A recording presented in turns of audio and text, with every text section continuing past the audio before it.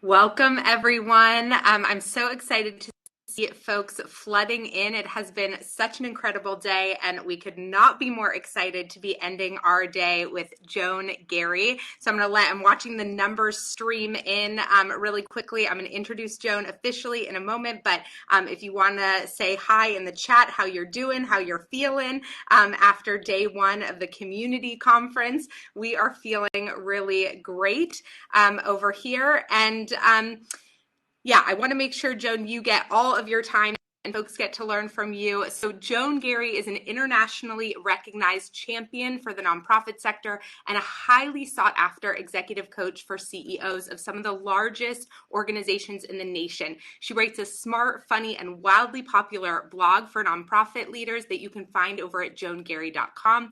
And is the host of one of the top nonprofit podcasts, Nonprofits Are Messy. She is also the author of Joan Garry's Guide to Nonprofit Leadership. So check out all of those resources, subscribe, download, listen, grab a copy.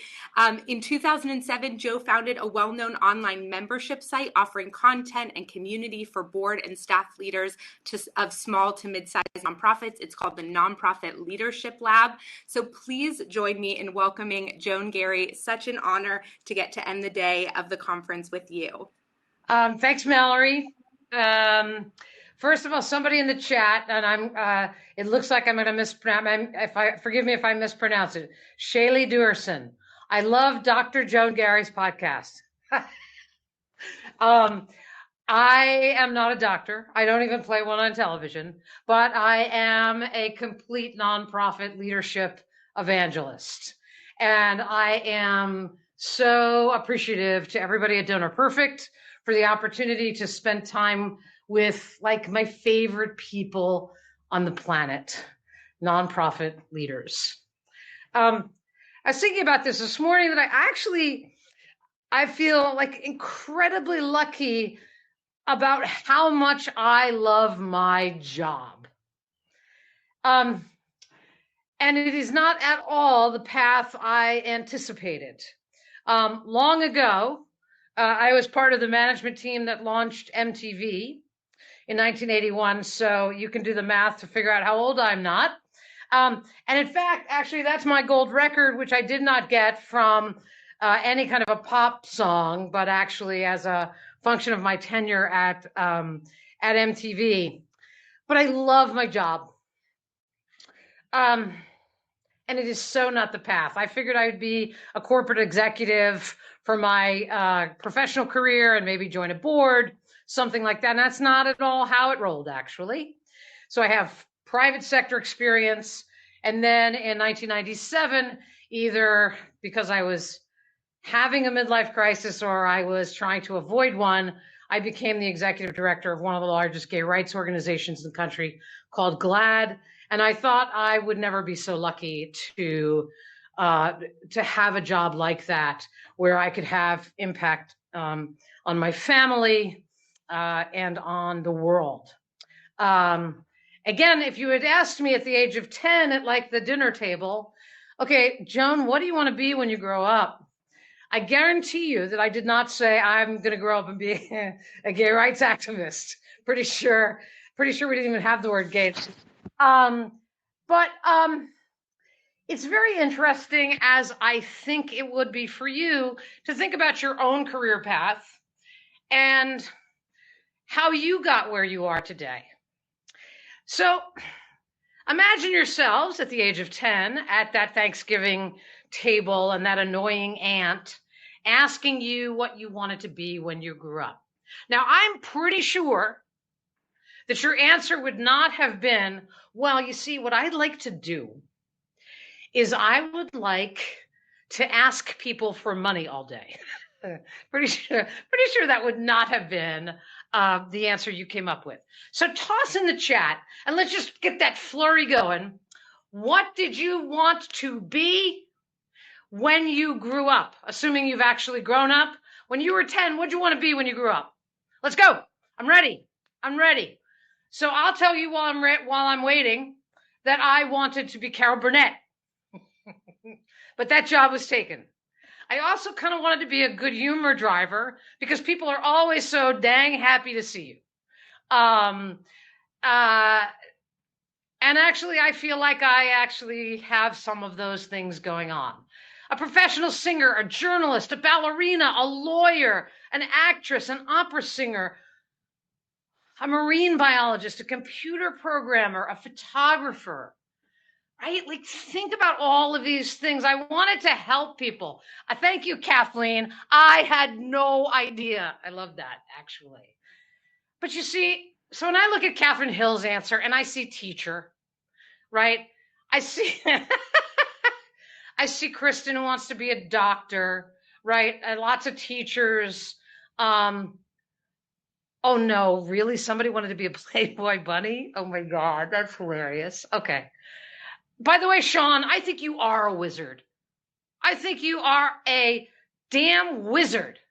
All of these things, believe it or not, I mean, maybe Playboy bunny aside, you will find of components of skills and attributes that make you the superhero that you are. That's the truth, whether it's critical thinking or helper or teacher, missionary, right? Look, Lace wanted to work at the United Nations. That's really specific. Wow. So, but look at this, right? Today, thanks to Donor Perfect, you are literally part of an army of an amazing group of people working to fuel a movement to make the world more fair, more just, and more beautiful. Now, the folks at Donor Perfect kind of had me at hello when they said, the theme we're kind of exploring this year is refresh. And I think about the word refresh and I think about taking stock. I think about refueling. I think about learning lessons. And I am absolutely certain that it is an absolute priority and a must for each of us in the nonprofit sector to really look at these last 3 years and think about what these challenging times made possible. And I have, through my executive coaching practice and through the Nonprofit Leadership Lab, I touch the lives of thousands of nonprofit executive directors and board chairs every day. And I know just how tough the times have been. And it often felt like you were in this like dinky little boat. And I think my screen will share here in a minute. Perhaps. Please refresh your screen, says Lori. What does that mean? Okay, refresh my screen. I'm going to refresh my screen. If I disappear, I'm coming back.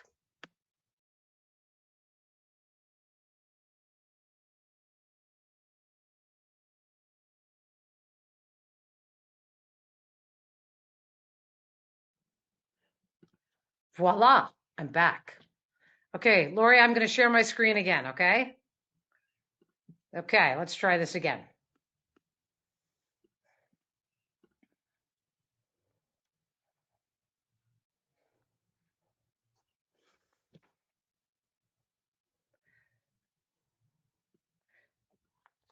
Lori's got a very worried look on her face right now. I can see her. My screen, my slides are not sharing, are they? Yes, they are. You're seeing a dinky boat, aren't you, Lori? Okay. All right. So let's see if we can keep going. All right. So this is how I think about nonprofit leaders during the pandemic. I think about all of you in these little boats. There's the board chair and the executive director in a lousy little boat. And there's a big storm. And maybe you have enough gas to get you to the port, and you probably need a new set of windshield wipers. But you see, I think about this picture and I think to myself, yes, times were tough during the pandemic, but when are times not tough for nonprofits? And in fact, isn't it really true that the tougher the times, the more our society needs you? That's the truth. So it's not like we have to wait for things to get less tough and then everything will be hunky-dory. Because the truth of the matter is, we are the sort of army of folks that make things happen for people during tough times. The question you have to ask yourself as part of this refreshing theme is, what are the lessons? And I have a pretty good view of this. And I'm going to tell you that each and every one of you has figured out some way to make magic happen, to find treasures in the darkness, right? I could see, oh, you can make 100%. I love that, actually. I love that emoji. If you really resonate with what I'm saying, 100%. I love that. So think about what you've done. You've had to be nimble, innovative. Remember, Fenway Community Health in Boston had a plan to take a year to move to telehealth. Yeah, well, they didn't have a year. So they did it in like 2 weeks. Like, things you did not think were possible were made possible. And why was that? For me, I think the reason that is because you believed. Now, I happen to be a huge Ted Lasso fan. I've written a blog post called Ted Lasso Should Be Your Next Executive Director. But you believe. You believe in the work that you do. You believe in the cause. You believe in the power of the nonprofit sector. And that's the truth. And for those people who have said during the last couple of years, I just think that there's really a dearth of leadership in our society. They obviously do not have the vantage point that I do. I saw superheroes in action. And what's ironic for me is that here are all of you out there, these incredible superheroes, right? Leaders in a sector that's working to make the world more fair, more just, and more beautiful. And I think the sector gets sold short over and over and over again. So take ABC World News Tonight with David Muir. I'm just old enough to occasionally watch it. Horrible news until the last 3 minutes when he says, and finally tonight, America's strong. Well, I'm here to tell you that 9 times out of 10, 95 times out of 100, America Strong is the story that is rooted in the work of the nonprofit sector. So how could this possibly be that we're relegated to 3 minutes, right? How could it be that our communities really take us for granted? I'm going to push on you today, and I'm going to say to you, I think we sell ourselves short. I think our boards sell us short. I think our funders sell us short. Because if people do not know about us, they don't learn about the issues, they don't want to get up off their asses to do something about it and join you in whatever crusade you are on. So why is that? How could that possibly be? Well, I think there are a couple things. I think that nonprofits have a scarcity mindset. We don't come from a place of abundance. We come from this place of, let's see what we can do with what we have. Our boards play a role in that, right? I'm going to talk a little bit about boards later on, but here's the thing to think about. Boards see their fiduciary responsibility as making sure nothing goes wrong. So they come at their work far too often from a place of risk management. And then there's, of course, the big challenge, which is the name of our sector. We end up being defined by all the things that we're not. Could somebody please explain that to me? I'm on a roll and I can't see the chat right now, but if anybody has a good answer for why our sector is called the nonprofit sector, please, I'll give you my home phone number. No, I probably won't. So I thought long and hard about all of these things. And I've long and hard because I was in the private sector. I've also thought long and hard about this nonprofit model we have. And yes, my podcast is called Nonprofits Are Messy. And I don't mean that as a pejorative. I mean it that the model is not tidy. It's not tidy. And that's not a bad thing. It's just a thing. And you have to actually grab on to all the goodness that that mess provides. And I actually believe that the road to a thriving nonprofit is sort of paved with these unique building blocks. And I want to sort of walk you through something I'm kind of noodling about and trying on, see if it fits for you. So that is, by the way, let's start first. That is not my car.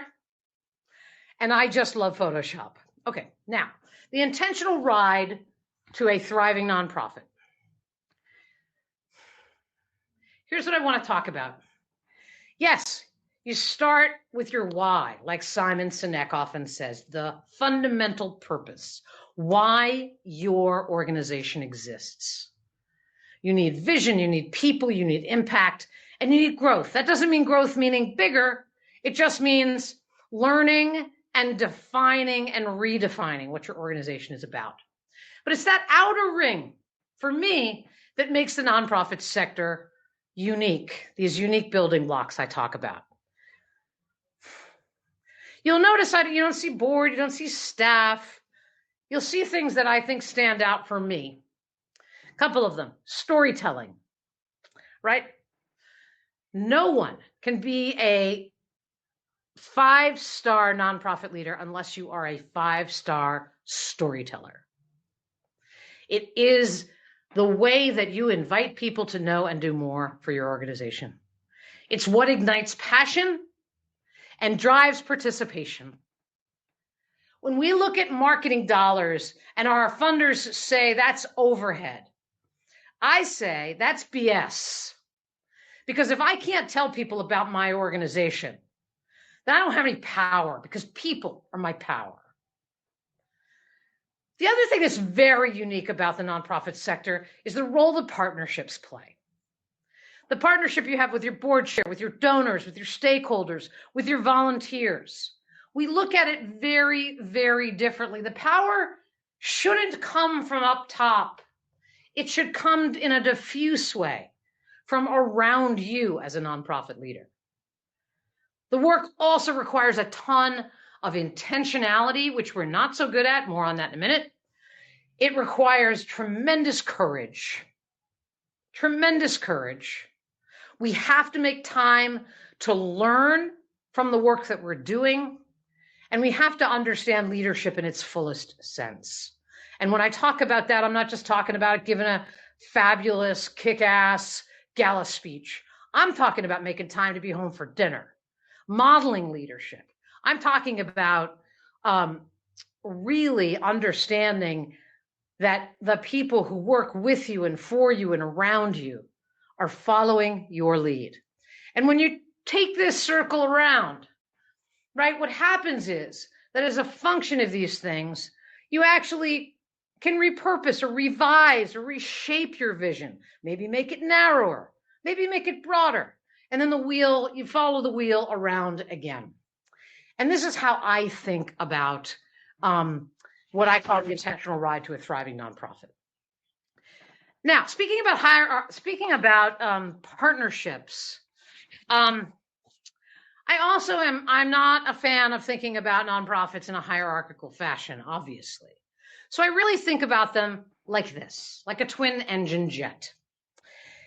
If there's one thing I would want to tell every single board member on the planet, it's that you are an important jet in an airplane. You are not following the leader, right? For executive directors, you are not just simply using your board to say, go raise money and leave me alone. And in that cockpit are your board chair and your executive director, who are partnering together to make sure that there's a flight plan to a compelling destination. Let me also at this point out that it is not that easy to find a picture of diversity in the cockpit of a professional airline. Here's to times changing.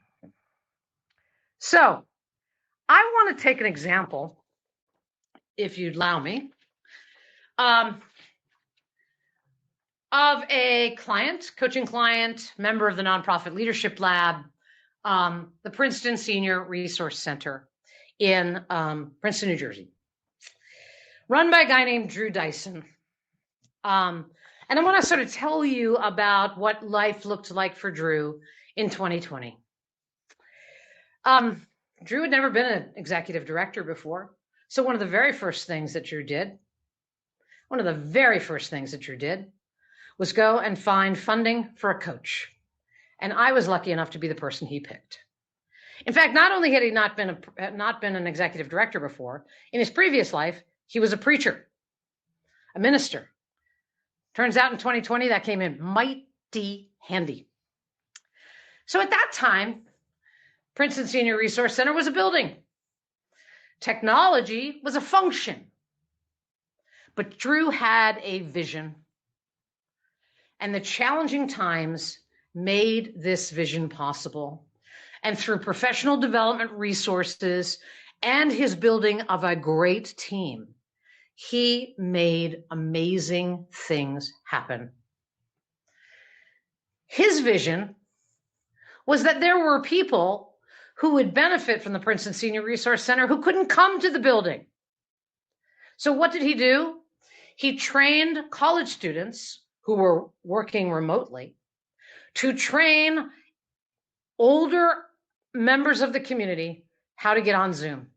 Now, I can imagine that was just, there are probably lots and lots of stories at dinner tables about how those conversations went, as I can attest when I had to tell my mother how to use a Kindle once. But he began to take advantage of the resources he had to bring this new, different kind of vision to life. Also, he doesn't think about aging people the way some people think about aging people. And so he has an education program that retired professors from Princeton and Rutgers and other places in his area can teach about women film directors of the 21st century. He started to build this robust, different, and innovative way to approach a senior resource center. It was really remarkable to watch. So let me tell you what happened with Drew Dyson. I'm going to tell you because you can't stop me. In May of 2023, Drew's vision was that he didn't want to be just the Princeton Senior Resource Center. And because he had no geographic boundaries, he could be. That what ended up happening for Drew is his innovation became his story. His innovation became his story. And let me tell you, and all of you who are who raise money know, people love to play for a winning team. And so he and his board chair had the audacity during the pandemic to cook up a capital campaign. Seriously, a capital campaign, right? That takes courage. It takes intentionality. And a capital campaign, by the way, is a tremendous platform for igniting passion through storytelling, right? He told those stories, shared his vision, ignited passion in his board members to become ambassadors. And yes, they've hit their target. They have a $5.5 million capital campaign, a brand new building where technology is not a function.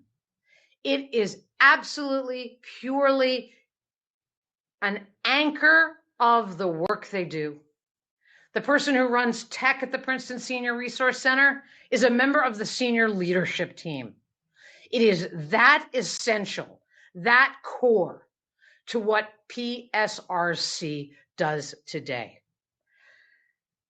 And what propels this wheel for Drew is that he wants to build a world-class senior center as a model for others to follow nationally. The key here is innovation. The key is innovation. And by the way, Drew is just one story. I could tell you hundreds. You could tell them. And the truth of the matter is, we're not telling them enough, and we're not telling them enough to our own boards. So what I want to do next is I want to actually take you through what I would say are lessons that I have come to understand that ignite this kind of innovation. One of them is to lead with intention and passion, right? If you're at an event, because we have those now, again, if you're at an event, you say, hi, my name is Joan, and I'm a board member at the Princeton Senior Resource Center, and I love what we do. Can I tell you a little bit about it? Passion. Intention. This is something that under-resourced nonprofit organizations, and that might feel a little redundant, have a problem with all the time.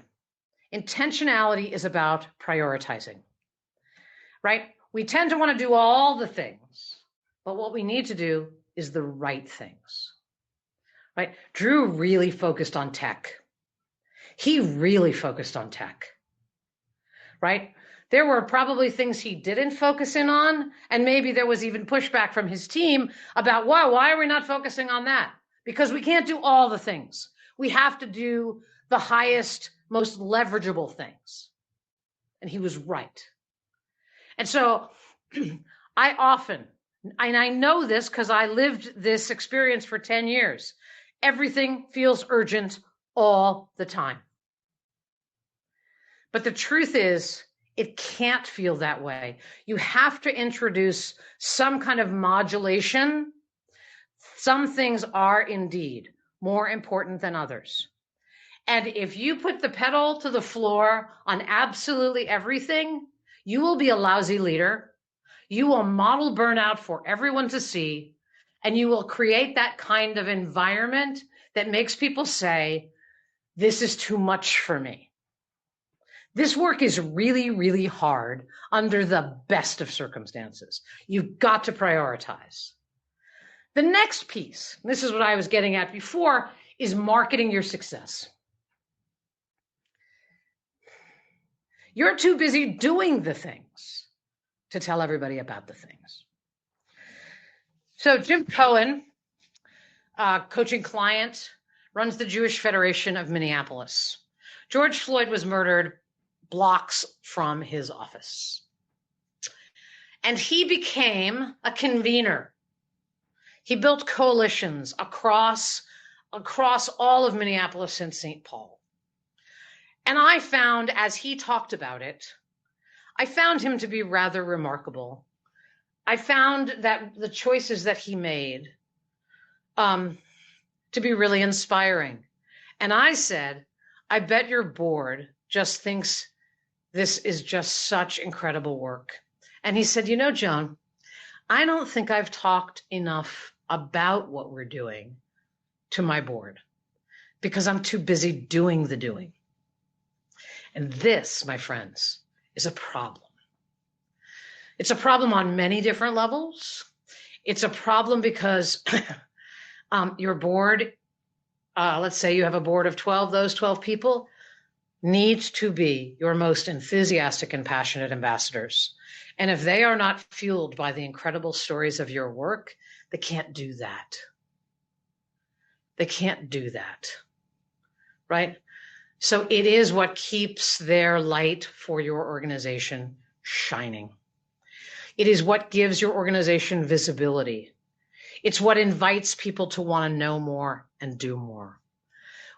I worked with Jim. We came up with a lot of different, really fast, quick ways that he could educate his board. I said, just pick up your phone and make a video and send your video out to all your board members and tell them to pop it on their social media platforms. It'll take you 5 minutes. Call them Did You Knows. His Did You Knows were a huge success. People loved them, easily consumable, right? As opposed to what? He's going to sit down for 2 hours and write a monthly report. We do that far too often. It's not the world we live in today. It's not how people consume information, and it's certainly not how it gets shared. Reframing fundraising. Anybody who's ever read any of my blogs know that I think and talk about this quite a lot. That I want you to think about it not as an ask, but as an invitation. Now, those of you who are actually fundraisers, of course you're making asks. But as you try to build a culture of philanthropy in your organization, you have got to frame it as an invitation to come closer to the organization, right?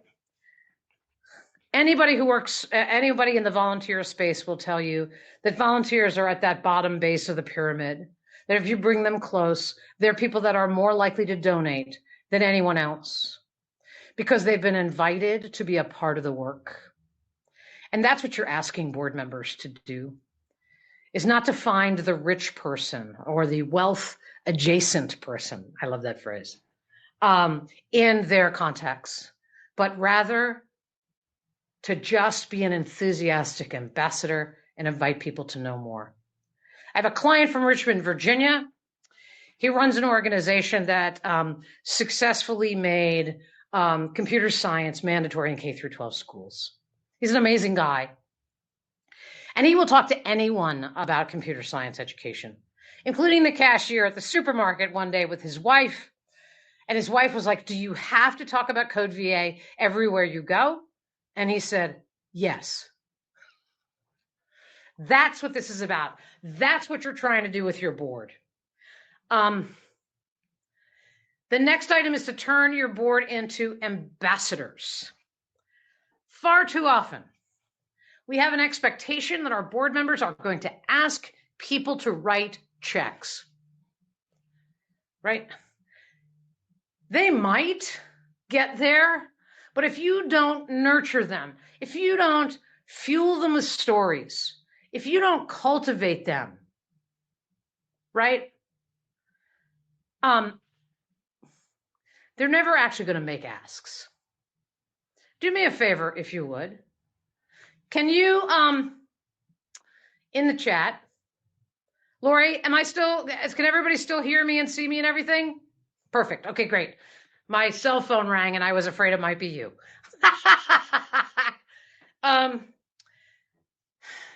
So this is what I want you to think about talking to your board and saying, I think that what we really need to do is build a culture of storytelling in our organization with our staff and with our board. We need to come up with the stories that are sticky, that real names of people, that talk to the work and why it's important, that illustrate the need for your work. I always talk about did you know, because so often whatever it is you're fighting for, most people don't understand the issue, right? And so educating them, enriching them, and then fueling them with stories. If you don't do that, and your board meetings are just simply business, the light that's shining inside them that made them want to be a part of your organization to begin with, not only will it dim, it will go out. And if you find yourself with people who are not showing up for committee meetings or not showing up for board meetings, it could be that they're the wrong people to have on your bus. It also may be an opportunity for you to reflect on how you are nurturing, cultivating, and fueling your board members to be the best ambassadors they can be. Because one of the things, I'm not a huge math fan, but here's an equation for you. Credible messenger, board leader, plus compelling story equals money. I am telling you that if you start to work with your development committees to start to think about storytelling, to practice elevator pitches, to do that at every single board meeting, you will actually develop and exercise a muscle and make those board members comfortable in talking about your organization. When I was at GLAD, think about this. I bet you all have this experience, and feel free to put some emoji in here if you agree. Your board member's talking to somebody, and somebody asks, so tell me about your organization. And the board member starts to talk and then starts to fumble a little bit and then says, you know who you really need to talk to? You need to talk to Joan. She's the executive director. She can talk about this organization for days and she will have you at hello. Okay, so what does that do? First of all, it makes a long line of people who want to talk to me, and I'm not going to get to all of them. But more importantly, it diminishes the credibility of that board member who cannot articulate in a compelling opportunity pitch and an invitation why this organization matters, why it matters to them, and why that person should come closer to your organization. So you've got to build this muscle. And that's a great task for a development committee, right? It's not to build a list of prospects. It's to actually cultivate a culture of storytelling on your board. It fills and so many different important gaps. So the last one, I think this was the last one, is build excitement about your destination. So here I am, I'm on that twin engine jet, right? Think about Drew Dyson, the Princeton Senior Resource Center. He had an exciting destination. That's why he raised $5.5 million, by the way. He had an exciting destination. Anytime you talk with people about, oh, I have to do a strategic plan, right? Oh, please. The reason strategic plans are deadly dull is because they're work plans.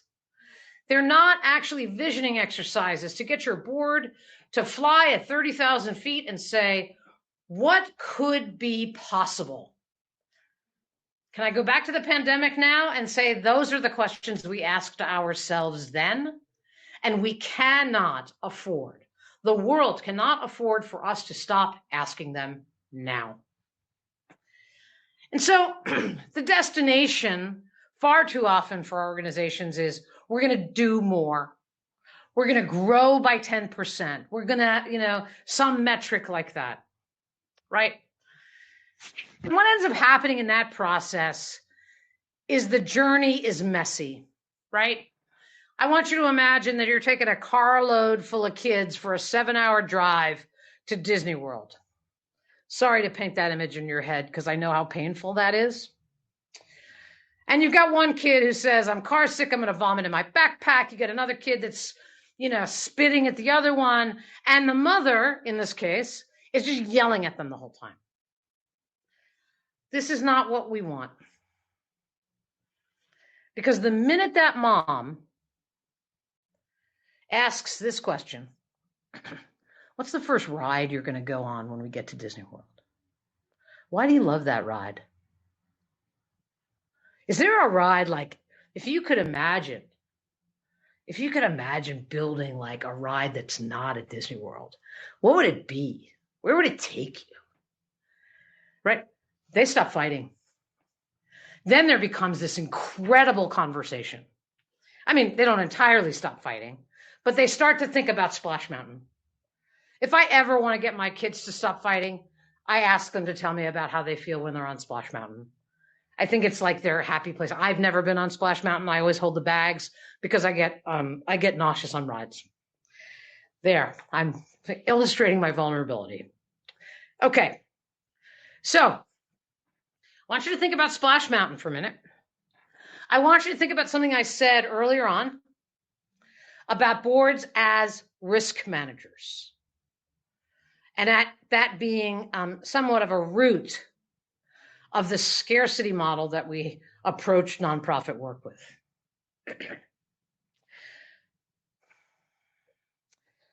Just a little slide with a lesson, and it's back to my twin engine jet.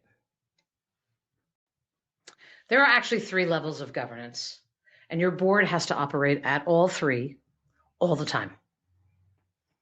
I would say at every board meeting. So let me tell you about them really quickly. Fiduciary, life on the tarmac, making sure nothing's going wrong, risk management. By the way, if your board meeting, you feel like your board is in the weeds, is it possible that your board meeting agenda is a tarmac agenda? Probably is. If you've turned that board meeting into an event planning discussion and you're furious that they're talking about centerpieces, look in the mirror. Strategic is problem solving. I thought we were going to go from A to B, but we have an obstacle. How do we solve for that? Boards do a pretty good amount of that, although sometimes nonprofit executive directors don't think their boards know enough to be helpful. And you actually have that mindset at your own peril.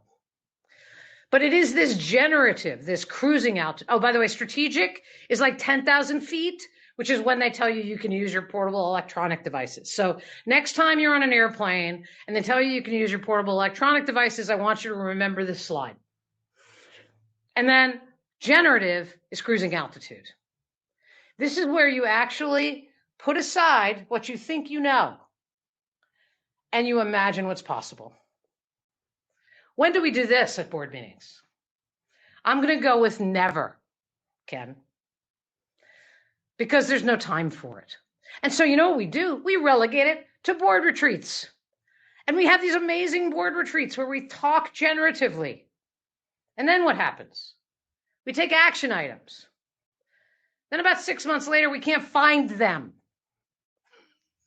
Right? We can't find them because we went right back to the tarmac or we're untangling some strategic knot.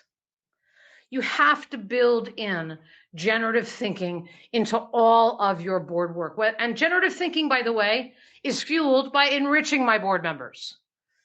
So some of your board meetings will be virtual. Bring someone in, a guest speaker, a funder, an academic who studies your field, right?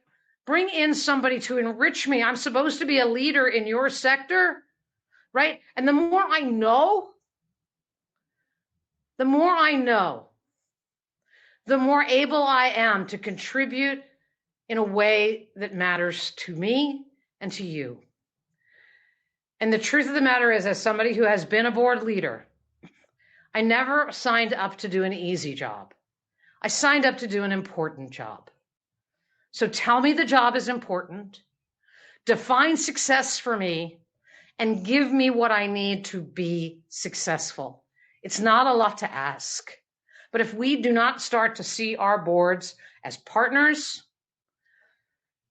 they will not understand the importance and the vital role that they play, and you will have one big, fat, missed opportunity. So, you want to ignite innovation? I encourage you, prioritize, lead with intention. Think about fundraising as being in the invitation business. Start to market your success. People need to know about the great work that you do. It's one of the reasons Drew was so successful, because he used a capital campaign to market his success. What will you use? Build a culture of storytelling. And finally, build excitement about the destination. So now I'm going to unshare my screen for a minute. Actually, I'm going to unshare my screen in general, I think. Let's see. Good, Lori, right? I'm back. I'm back in my full screen with my gold record in my office.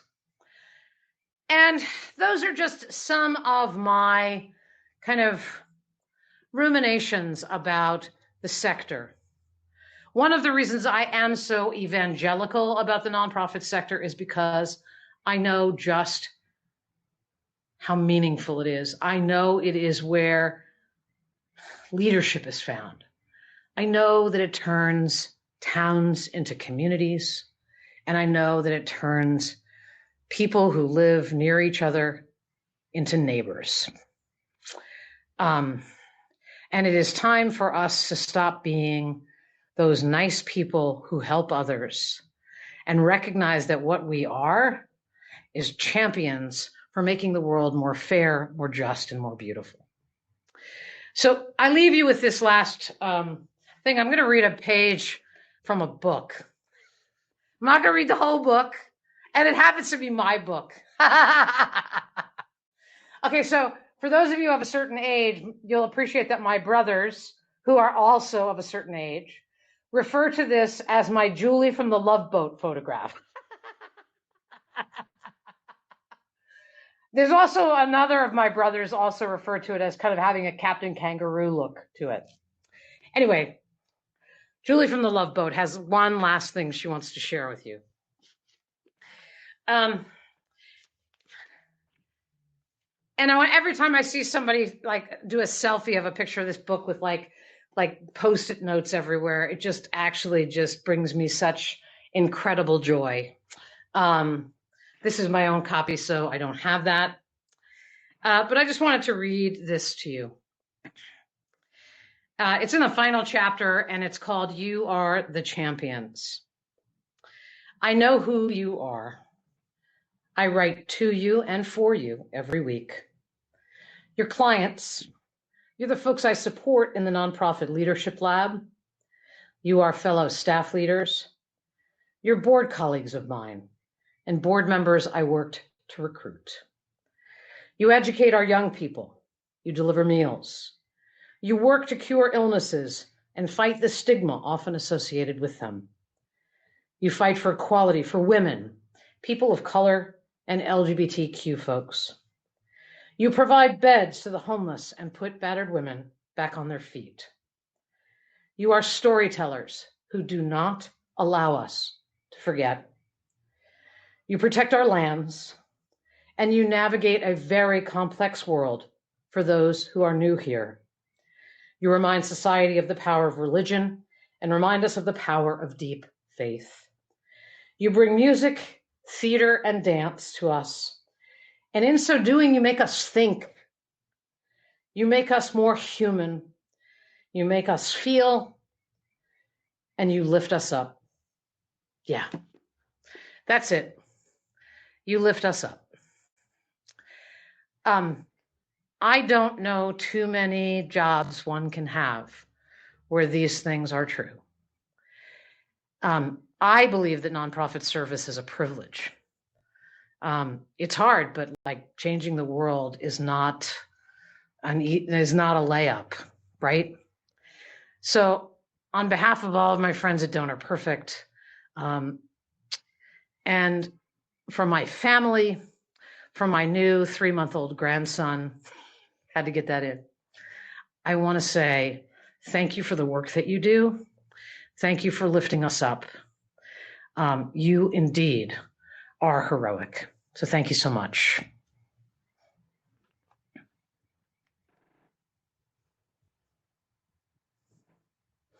You're on mute there, Lori. Not. That was such a great presentation. The comments in the live chat were just going and going. We're at 4:19 right now. We're supposed to end at 4:20. I can ask a question or two before we bring Mallory back in. So what I'm going to do is I'm just going to go with those that have been upvoted.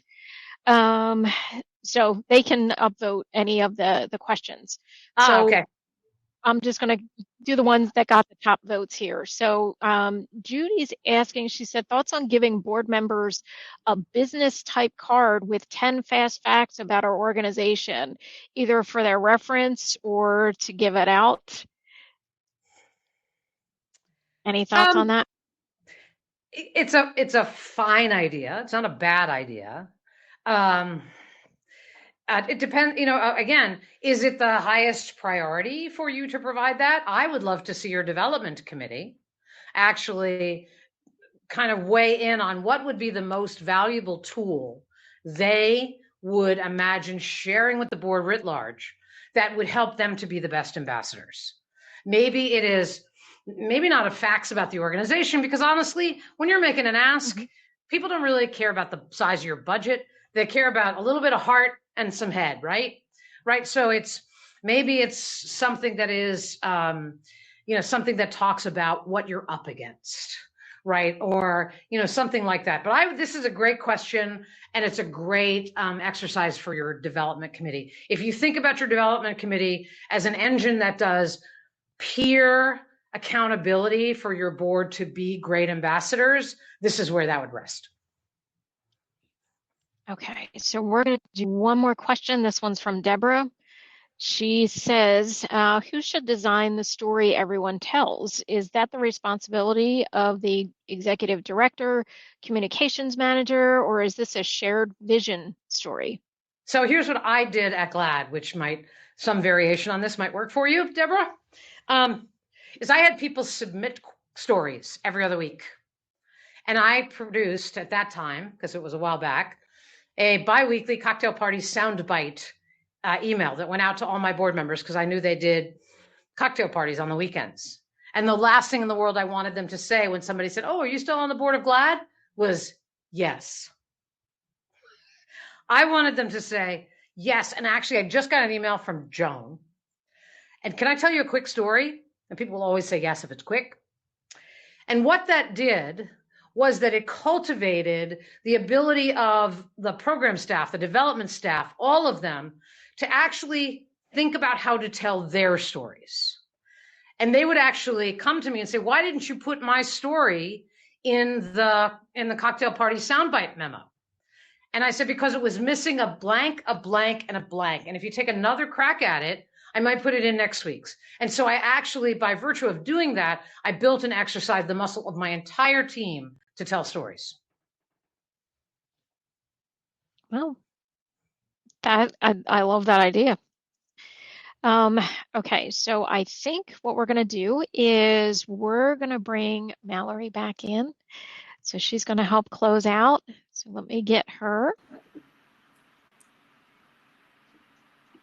Okay, so yeah, there you are, Mallory. Hi. Oh my gosh, what an incredible session, Joan. Thank you so much for firing us up to end a day. It's so hard to have the last session of a day when people have been learning all day, and just watching the excitement in the chat is just tremendous. And I'm so excited that people get to end their day learning from you and being connected to all of the wisdom that you shared. So thank you so very much. My pleasure. I'm really glad to have had the opportunity to be with you today. Truly. Amazing. Amazing. Oh my gosh. Okay. Well, Joan, I think we're helping you make your next meeting. I do not want to be responsible for you being late, but I'm so grateful to have you here. And then I'll just spend the last few minutes wrapping everyone up and getting folks ready for tomorrow. Sounds great. So I'm going to leave you. You can learn lots of good resources at joangarry.com.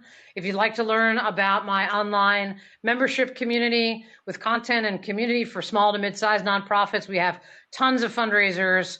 We have 5,000 members from North America and around the world. Please, you can find everything you need to know at joangarry.com. Again, a privilege to spend 90 minutes with all of you. And thank you again for the work that you do, and for Mallory for coming and calling at my door. Thank you for being here. And I know folks were dropping the name of your book as well in the chat. Folks are eager to go and grab that as well. So thank you so much. All right. I think I'm going to close my tab, and hopefully you stay on. Okay. Fingers crossed. Thanks, everybody. Bye. All right, everyone. I hope you're all feeling good. Tell me in the chat right now. I would love to just see some emojis. If you figured out how to put a GIF in there, let me know how you're feeling after day one of being all together.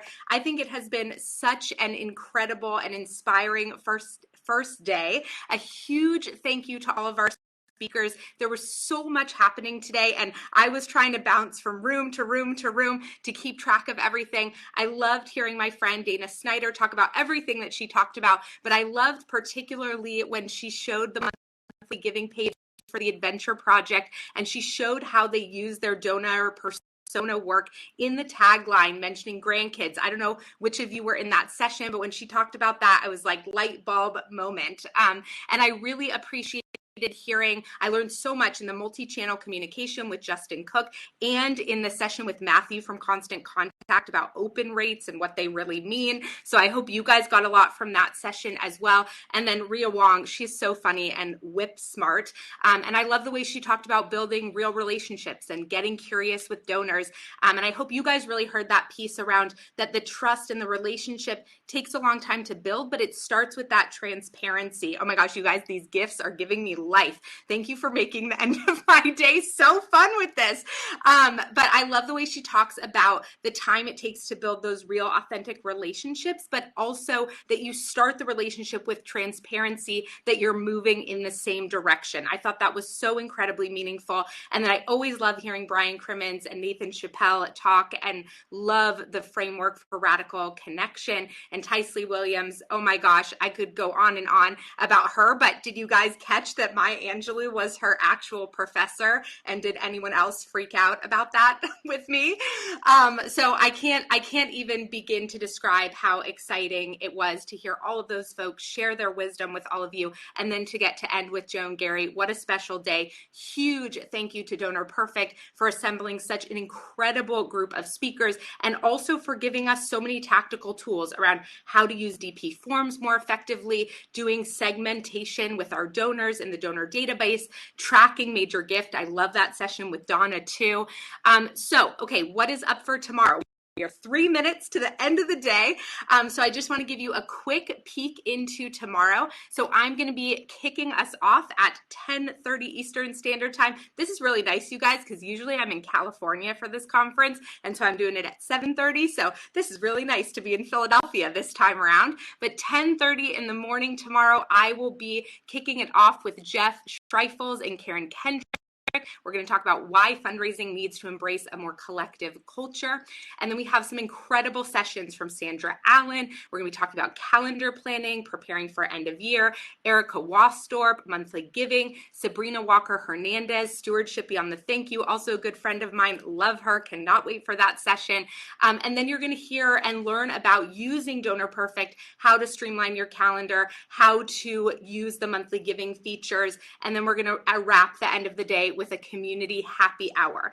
And also throughout the day tomorrow, don't forget to visit the different booths and lounges, talk with the sponsors, connect with each other. I hope you guys are really on the same high that I am right now from this incredible first day. Thank you for spending this time with us. Please take a moment and scan through everybody's gifts, because I'm so happy I asked that question. This is just the absolute best way to end this day. So scan through, get a giant smile on your face. I cannot wait to see you all tomorrow. Have a wonderful night, and I'll see you for day 2 at 10:30 a.m. Eastern, 7:30 Pacific, where we will kick it off just like today. So have a wonderful night, everyone. Thank you for being with us. Can't wait to see you for day 2.